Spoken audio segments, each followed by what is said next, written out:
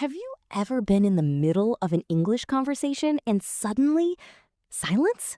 You both just stare at each other, not knowing what to say next? Yeah, that awkward pause where the whole conversation dies and you start wishing you could disappear? That exact moment is what we're fixing today. Welcome to Fluency Unlocked, the podcast that helps you speak English naturally and confidently so you never feel stuck in a conversation again. I'm Sarah. And I'm Daniel. Today, we're diving deep into something that changes everything once you master it: conversation flow. How to keep a dialogue moving naturally without those painful, awkward pauses or sudden dead ends that make you want to check your phone. And stick around until the very end because we have a fun, interactive dialogue cohesion practice quiz waiting for you. It's not just theory, it's a real test that shows exactly how well you keep conversations alive. Plus, one quick trick you can start using today in your very next English chat. Sarah, that hook you just did feels so easy. But let's be honest with our listeners. Most of us freeze when it's our turn to speak, right? Exactly, Daniel. We know the words, we know the grammar, we've studied for years. Yet the conversation dies after two or three sentences. It's frustrating, isn't it? You feel like you're doing everything right, but something is missing. Yeah, silence hits, you panic inside, your mind goes blank, and suddenly both of you are staring at your phones or looking around the room like you're searching for an escape. I've been there more times than I want to admit. That's the exact problem we're solving today. We're going to teach you the real mechanics of natural dialogue, the hidden skills that native speakers use without even thinking about them. We'll cover smooth topic transitions, smart and engaging responses, and powerful ways to keep the momentum going so conversations feel fun, effortless, and alive. Sounds incredibly practical. I'm excited because I know this is going to help so many of our listeners who message us saying, I can understand English perfectly, but I can't keep a conversation going. Let's start right away. Three main things kill it: super short answers that give nothing back, zero follow up questions, and no bridges to the next topic. It's like playing tennis, but only hitting the ball once and then walking off the court. The game stops. Give us a classic example so everyone can picture it. Sure, someone says, I went to the beach yesterday, and the reply is just, cool. Then nothing. Dead end. The other person has no idea what to say next. That single word answer shuts the whole conversation down. I've done that. I thought I was being polite, but I was actually killing the flow. Exactly. So let's fix that right now. Technique number one: smooth topic transitions. These are the secret bridges that connect what the other person just said to something new without feeling forced or random. I love this. Give me the how, the actual phrases I can start using today. These are simple, natural bridge phrases that native speakers use constantly. They sound effortless because they are. Here's the first big list I want you to write down and practice out loud. That reminds me. Speaking of, funny you say that because, on a similar note, that makes me remember. You know what else is like that? Actually, I had something similar happen. Building on that, it's funny because that actually brings me to. Same here, and here's why. Oh, that's just like when I. Those feel easy to remember, but I want even more options so I don't repeat myself. Absolutely. Let's expand it. You can also say, that's interesting because, wow, that makes me think about talking about that. You know what that reminds me of? On that note, kind of related. That's so true. And another thing, I've never thought of it that way, but exactly. And here's what happened to me. That's wild. Let me tell you something similar. Okay, I'm writing them all down. These are gold. Now, the most important part: you have to practice them out loud 10 times a day for the first week. Say them in the mirror, while cooking, while walking. Your brain needs to hear them and feel them so they become automatic. Got it. Let's test this live so our listeners can see it in action. Suppose I say, I love hiking on weekends. How would you transition naturally? Speaking of weekends, I tried a new trail last Saturday and the view from the top was unbelievable. Have you ever been to the mountains near the city? See? It just flowed. No silence, no dead end. I immediately had something to reply to. Exactly. That's the power of a good bridge. It keeps the ball moving without forcing the other person to start from zero. What if the topic feels boring or you have nothing to add? Great question. You gently pivot instead of forcing it. You say something like, "That's interesting. It actually makes me think about," and then you link it to something lighter or more relatable. The key is gentle shifts, not sudden jumps. Let me show you a full example. Go for it. Person says, "I hate rainy days." You reply, "That's interesting. It actually makes me think about cozy indoor activities. Speaking of rain, I baked cookies last time it poured outside. What's your favorite thing to do on a rainy day?" Perfect. It moved so easily from complaining about rain to sharing something positive. Technique two. I think this one is even bigger. Effective responses. This is huge, Daniel. You don't just listen passively, you show that you really heard them. Then you build on it, and then you hand the conversation back.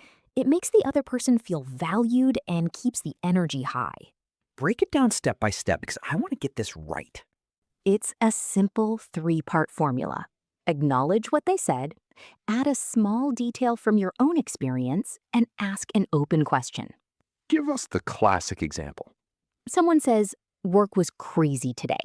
You reply, "Wow, sounds intense." That's the acknowledgement. You reflect their feeling. Then you add, "I had a deadline like that last week too." That's your detail. Then you hand it back with, "What happened that made it so crazy?" That's the question. So you reflect their emotion, share a little of yourself, and then invite them to continue? I love that. It feels balanced. Exactly. Short replies like, "Oh, really?" or "Cool" kill momentum because they give nothing for the other person to build on. I used to do that all the time. Now I see why conversations died. Give us 5 more response examples so we have options. Here we go. "That's awesome. Tell me more about it." "No way. How did that make you feel?" "I can totally relate. Last time I was in that situation." "Sounds tough. What did you do next?" "That's so funny because yesterday I had something almost identical happen." "Really? I've never thought of it that way. What made you decide that?" "That's wild. Did it turn out okay in the end?" "I love that idea. Same thing happened to me once." "Interesting point. Have you tried doing it differently?" "Oof, that must have been stressful. How did you handle it?" These are pure gold. I already feel like I have tools I can use immediately. Practice them in the mirror or even with an AI chat partner. Record yourself. You'll sound natural in no time. Give us 10 more. I want a full toolbox. Okay, let's make this list even richer.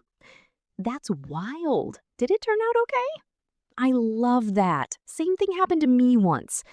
"Interesting point. Have you tried doing it differently?" "Oof, that must have been stressful. How did you handle it?" "I can picture it perfectly. What happened next?" "Totally agree. It reminds me of," "No kidding. Tell me the full story." "That sounds exciting. Where did you go after?" "I feel you. I had a similar experience last month." "Cool. What's your favorite part about it?" "That's such a great story. How did everyone react?" "Wow, I would never have guessed that. What made you choose that?" "That's inspiring. Has that changed how you see things now?" "No way. Tell me more. I need details." "That must have been such an adventure. What was the best moment?" Wow, now I have so many options. I won't run out of things to say. That's the goal. Technique number 3, maintaining conversational momentum. This is what keeps the energy high and prevents the conversation from slowing down or dying. The biggest secret here is to avoid yes/no questions and use open ones instead. Instead of, "Did you like the movie?" ask, "What was the best part for you?" Or, "How did that scene make you feel?" That opens the door so much wider. Also, share mini stories, not long monologues, just 10-second personal bits that invite the other person in. Example? "I tried that new cafe yesterday. The coffee was great, but the line was insane. Have you been there yet?" Short story, then question. It keeps the flow going naturally. I see it. And reaction words? Yes, use them generously. No way. That's wild. Same here. Seriously? Oh man. Tell me more. They show you're engaged and give the other person confidence to keep talking. I do that naturally in my native language, but never thought to do it in English. Now, let's put everything together in a live practice. I'll start a fake conversation and you jump in and keep it going using all three techniques. I'm ready. Hey, how's your week going so far? Pretty busy, actually. I had 3 meetings back to back yesterday. Speaking of meetings, that reminds me of the one I had last week. The boss kept changing the plan at the last minute. What's the craziest meeting you've ever been in? Oh, man. Last month, the projector died right in the middle of my presentation. Everyone just stared at each other. No way, that sounds so stressful. Did you fix it fast? Yeah, someone ran and grabbed a whiteboard, and we turned it into an old school brainstorming session. Actually, saved the day. Nice. That actually makes me think about team creativity. Have you noticed how small problems sometimes bring out the best ideas? Totally. It flowed the whole time and felt so natural. See? That's real conversation flow. No dead air, no panic, just smooth back and forth. I want to practice this daily. Any easy habits our listeners can start today? 3 super simple ones. First, record yourself having a 2-minute chat on any topic, even with yourself. Play it back and notice exactly where it slowed down or died. Fix those spots next time. Sounds useful and easy to do. Second, use the bridge plus question rule every single time you reply. Even practice it first in your native language with friends so the muscle memory builds fast. Smart. Third, find a language partner or use an AI chat and set one strict rule. No short answers allowed, only full flow replies. Do it for 10 minutes every single day. I can literally start that today. Most people who follow these habits see big changes in just 2 weeks. Conversations start feeling lighter, less pressured, and actually fun. I already feel less scared about talking to people in English. Good, because real English fluency happens in real conversations, not in textbooks or apps alone. One last thing before we go deeper. What if I still hit a sudden silence? Good, because real English fluency happens in real conversations, not in textbooks or apps alone. One last thing before we go deeper. What if I still hit a sudden silence? Have 2 rescue phrases ready in your back pocket. Anyway, or that makes me wonder. Then gently shift to a new topic. It buys you time and keeps things moving. Easy to remember. Let's do another longer live practice right now. This time, I'll pretend I'm a new friend you just met at a party. Okay, go. Hi, I just moved here last month. Everything still feels new and a bit overwhelming. Speaking of moving, that reminds me of when I first arrived in this city. The food was so different from what I was used to. What's the biggest change you've noticed so far? The traffic, it's nonstop and the public transport is always packed. No way, that sounds intense. I had a crazy traffic story last week, too. My bus broke down and everyone started chatting like old friends. Have you ever been stuck in a situation like that? Yeah, we ended up swapping snacks and stories for 20 minutes. That's wild. It actually makes me think about how small problems sometimes bring people together in the most unexpected ways. Do you have any fun stories from the bus or train? Oh, yes. One time the driver started singing along to the radio and the whole bus joined in. It turned a bad delay into a party. That's awesome. Same here. It reminds me of a train ride I took last year where the lights went out and everyone pulled out their phones to make a little dance party. What's the funniest public transport moment you've had? See, we kept that conversation alive for a full minute without any effort. That's the power of flow. It felt completely real. Exactly. Now imagine doing this in your actual daily life, at work, with new friends, on dates, online chats, family calls. It changes everything. Yeah. Let's break it down by situation so our listeners can apply it immediately. Great idea. At work, keep it light but professional. Use bridges like on a similar note instead of the more casual speaking of to stay appropriate. Makes total sense. With strangers, start with the situation around you. The coffee here is really strong today. Have you tried the new blend? It feels natural and gives them an easy way in. Easy opener. On dates or with close friends, add a little feeling. That movie actually made me laugh so hard I cried. Then ask how they felt. It deepens the connection. Got it. Online chats, use emojis as reaction words but still write full bridges. No way! That reminds me of it keeps the energy alive even in text. At parties, use the environment. This music is loud tonight. Speaking of music, what's on your playlist lately? Smart. Family calls? Keep it warm and personal. How's everyone there? That reminds me, I tried your recipe last week and it turned out amazing. I like that a lot. And the biggest common mistake? Overthinking. You don't need perfect sentences. You just need to keep the energy moving. The more you practice, the less you think. I overthink everything in English. We all do it first. The good news is that with these techniques, it gets easier every single day. Any quick wins for absolute beginners who are still nervous? Yes. Start every single reply with one reaction word, then one bridge, then one question. That's your simple formula. Reaction plus bridge plus question. It never fails. Simple and powerful. Exactly. I feel so much more ready now. Good, because conversation is a skill anyone can learn. It's not a special talent that only some people have. The more you practice these techniques, the more natural they become, and the less pressure you'll feel in real conversations. All right, we've covered the three big techniques: smooth transitions, effective responses, and maintaining momentum. Now it's time for the fun part that everyone's been waiting for, the dialogue cohesion practice quiz. Yes! This one is quick, practical, and super useful. Grab a pen and paper, or just answer out loud while you're listening. Pause the video if you need more time. This quiz will show you exactly where your conversation flow is strong and where you can improve. Let's do it step by step. Question 1. Someone says to you, "I just started learning guitar last month and it's harder than I thought." Write or say out loud a natural reply that uses at least one bridge phrase and one good open question. Take 30 seconds and try it right now. Go ahead, pause, and practice. For example, one strong answer could be, "That's awesome.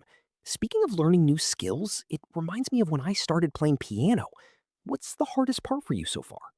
See how it acknowledges, bridges, and invites more? Excellent! If your answer sounded like that, you're already improving. Question 2. Listen to this short exchange. Person A says, "The weather is terrible today." Person B replies, "Yeah." On a scale of 1 to 10, rate how well that response keeps the conversation flowing. 1 means total dead end, 10 means perfect momentum. Then explain why you gave that score. Be honest with yourself. Most people rate it a 2 or 3 because it gives nothing back. No acknowledgement, no detail, no question. That's exactly what kills flow. Question 3. Think about your last real conversation in English, maybe with a colleague, a friend, or even an online chat.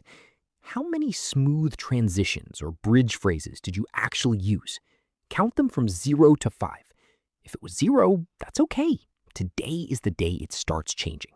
Write the number down. This awareness is the first step to getting better.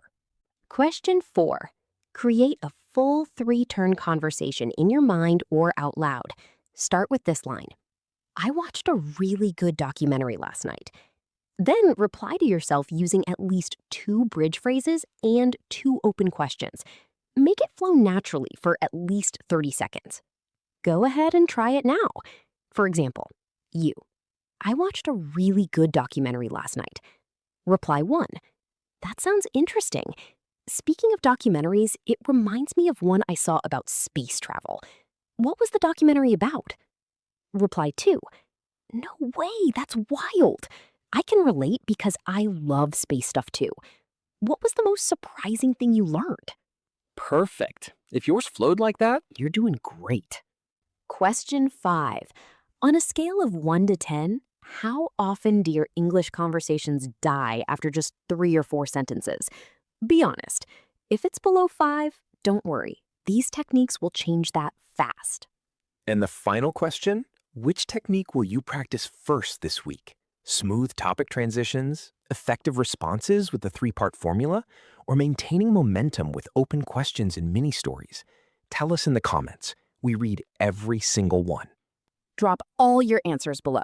Share your score from question 5 or your best reply from question 1. We love seeing your progress, and we'll reply to as many as we can. Your comments help other learners too.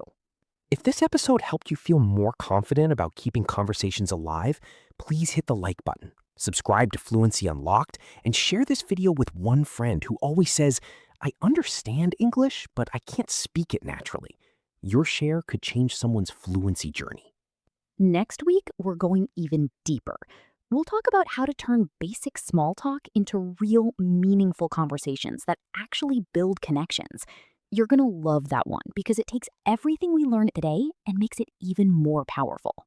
Before we finish, let's do one more extended live practice so you can see the full flow in a longer conversation.